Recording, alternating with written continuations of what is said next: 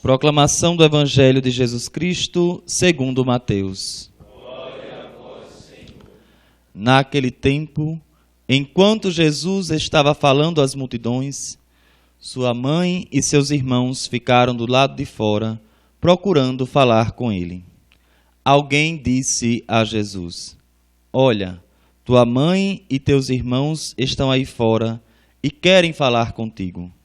Jesus perguntou àquele que tinha falado: Quem é minha mãe e quem são meus irmãos? E estendendo a mão para os discípulos, Jesus disse: Eis minha mãe e meus irmãos. Pois todo aquele que faz a vontade do meu Pai que está nos céus, esse é meu irmão, minha irmã e minha mãe. Palavra da salvação. Glória a vós, Senhor.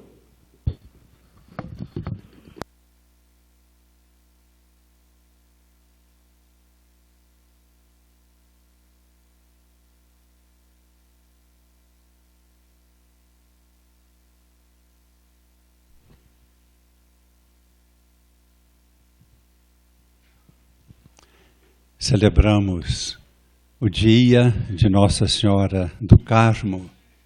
É sempre uma alegria muito grande celebrar uma festa de Nossa Senhora.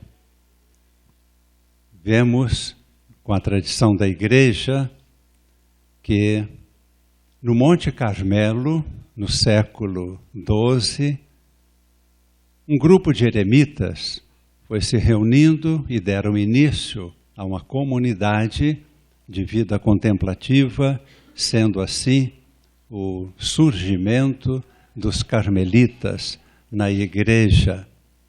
E também, conforme a tradição, nós sabemos que o primeiro superior-geral da ordem, Simão Stock, teria recebido de Nossa Senhora o escapulário com a promessa da sua salvação eterna.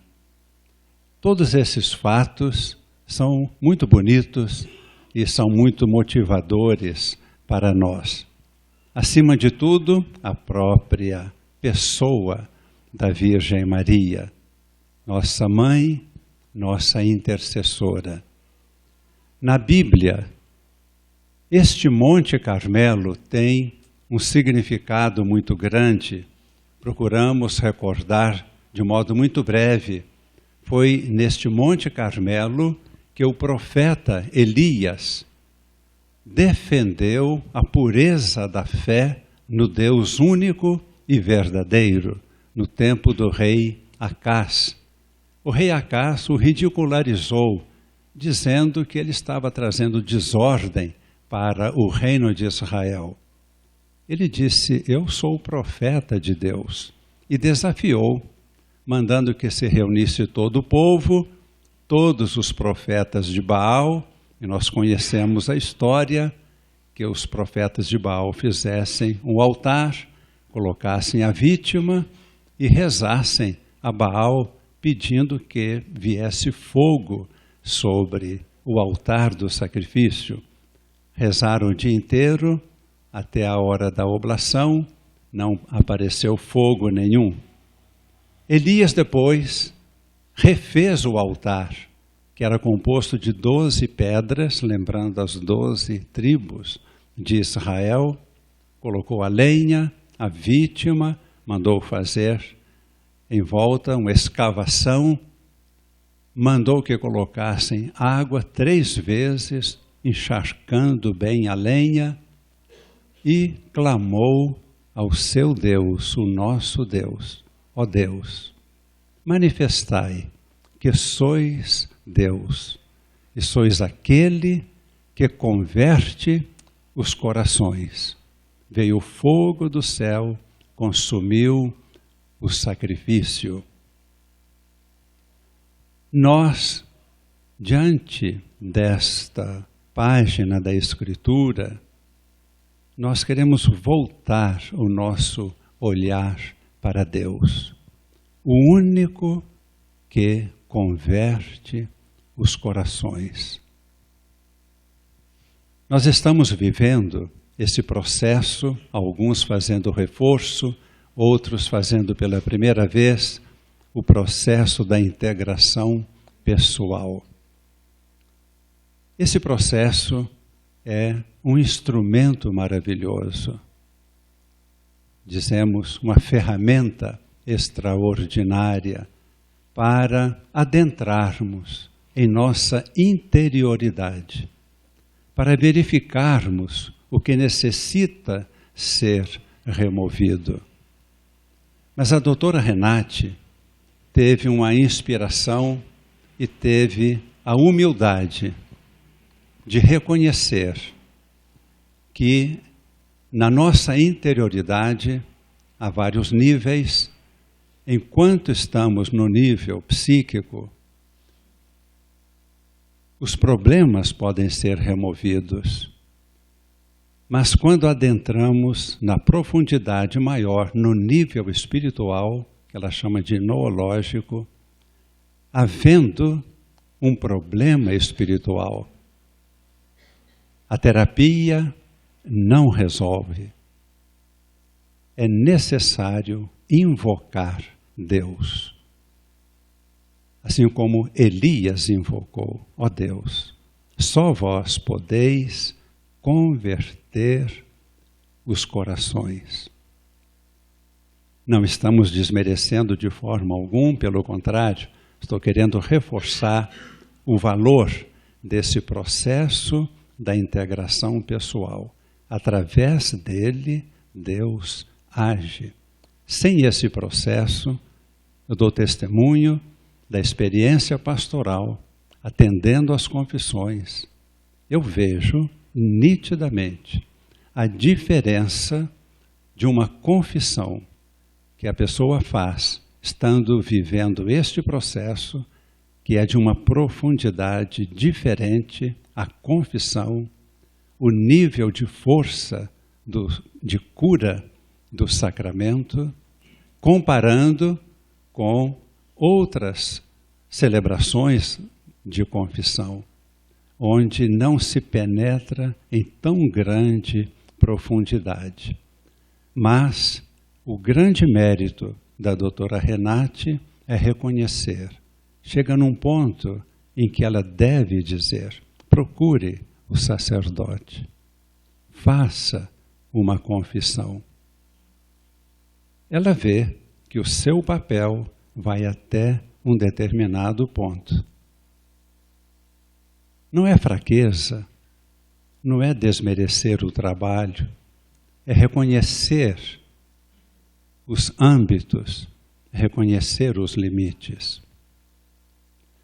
Jesus, nós todos o sabemos, encontra-se o texto no Evangelho de São João, capítulo 3, quando conversa com Nicodemos e diz, é preciso nascer de novo para pertencer ao reino de Deus. E Nicodemos reage. Eu tenho 50 anos, como que eu vou entrar de novo no útero da minha mãe para nascer? Jesus disse, não é deste nascimento que eu estou falando. É preciso nascer do Espírito. O que nasce da carne é carne. O que nasce do Espírito é Espírito. Por isso vos disse, é preciso nascer de novo. Estamos fazendo essa pequena reflexão porque, mesmo seguindo todos os passos do processo terapêutico da ADI, processo da integração pessoal, se nós estamos numa situação em que, em nível espiritual, há um comprometimento, temos um pecado, temos algo enraizado em nós, somente a ação de Deus vai remover esse obstáculo. Caso contrário, pode-se fazer a terapia, pode-se fazer reforço algumas vezes, e o mal permanece. Enquanto não houver a ação de Deus no nível espiritual, nós permanecemos naquele estado em que nos encontrávamos antes. No Evangelho de hoje, Jesus é abordado por alguém que diz: sua mãe e seus irmãos estão aí fora querendo falar contigo. E Jesus retruca: quem é minha mãe? Quem são meus irmãos? E continua: todo aquele que acolhe a palavra de Deus e a põe em prática, esse é minha mãe, meu irmão, minha irmã. Por que Jesus afirma isto? Jesus tem diante de si a sua missão. Ele vem inaugurar uma nova humanidade, uma nova família. Nossas famílias continuam assim como estamos constituídos em famílias. Mas a família de Deus, a família de Cristo, a nova humanidade é composta daqueles que nascem do Espírito e não da carne. Aquele que nasce do Espírito, esse faz parte do reino de Deus. E todos que nascem do Espírito e são conduzidos pelo Espírito, formamos o corpo de Cristo. A igreja, esta é a igreja. É a comunhão daqueles que vivem segundo o Espírito.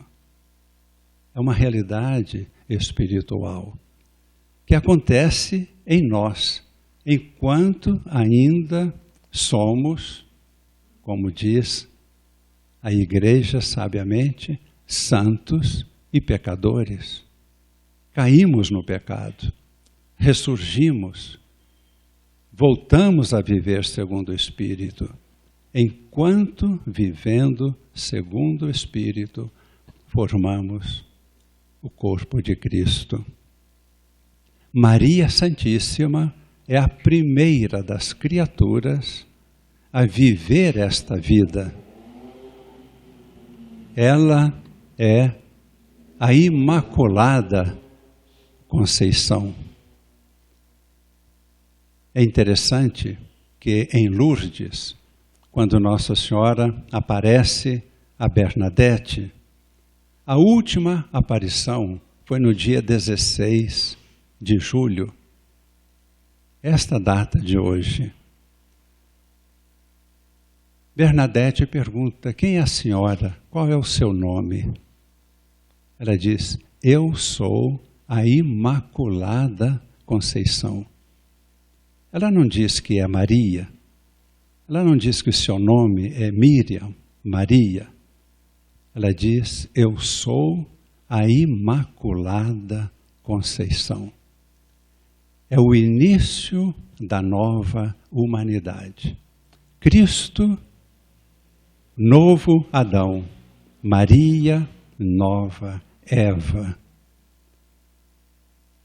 Esta é a nova família.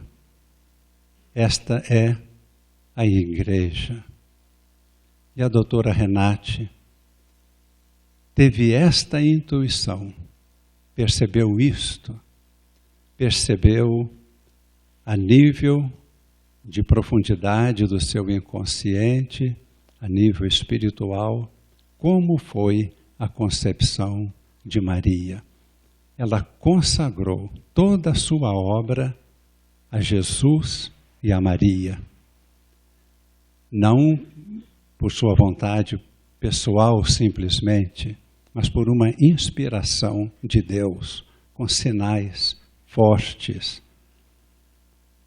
Toda esta obra está em função desta nova humanidade, desta vida nova. Então hoje, com simplicidade, pedimos à nossa mãe, a Virgem Maria, que invocamos hoje sob o título de Nossa Senhora do Carmo, que sempre seja a nossa intercessora. sempre será, é a nossa mãe, para que a nossa vida seja semelhante à sua vida.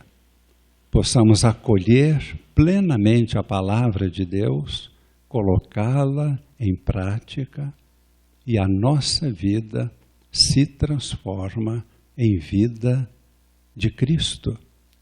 Somos cristificados, não por nosso comportamento, mas pelo Espírito que o Senhor nos dá. Somente o Espírito Santo nos cristifica, nos torna Cristo, outro Cristo. Um instante fechando nossos olhos, fazendo esta súplica com grande confiança, humildes diante da realidade da nossa fraqueza e, ao mesmo tempo, muito confiantes na misericórdia de Deus, pedimos que este Espírito tome posse de todo o nosso ser e nos santifique.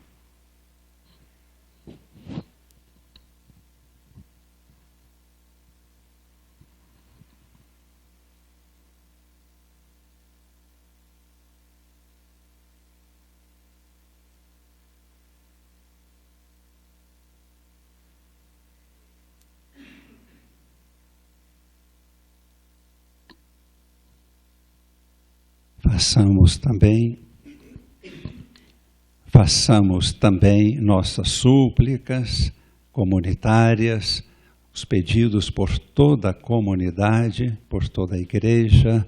Fiquemos em pé.